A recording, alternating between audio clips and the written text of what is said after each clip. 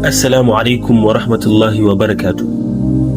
Barkanku da kasancewa a wannan episode mai tarin albarka.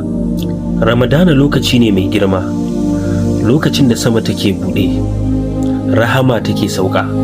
Manzon Allah tsira da amincin Allah su tabbata a gare shi ya sanar da mu cewa idan Ramadana ya shigo, ana buɗe ƙofofin aljanna, ana rufe ƙofofin wuta, kuma ana ɗaura shedanu.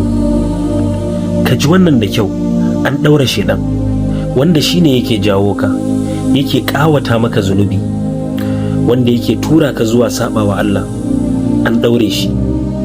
Amma duk da haka wasu zukata ba su canza ba, wasu idanu har yanzu suna kallon haram, wasu harsuna har yanzu suna faɗan abin da ba su dace ba, wasu zukata har yanzu suna jin daɗin nisan da suka yi da Allah.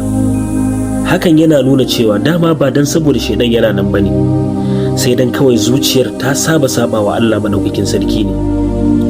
Shi zunubi yana da wani hali, idan ka maimaita shi so da yawa yana iya zama kaman gida, ka dawo baka jin nauyinsa, baka jin tsoronsa, har sai zuciya ta fara mutuwa a hankali.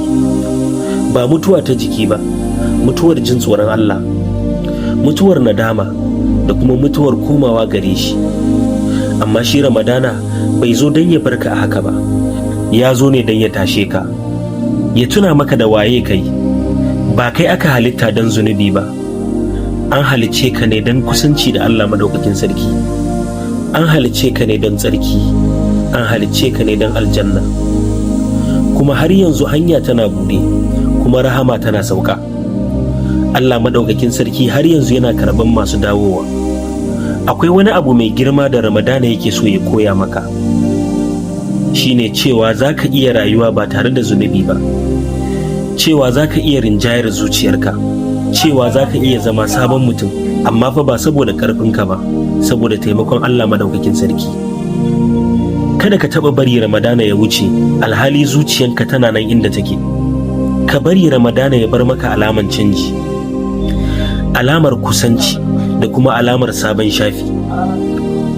Domin mafi girman rashi ba rashin Ramadana ba ne, mafi girman rashi shine Ramadana ya zo amma baka canza ba.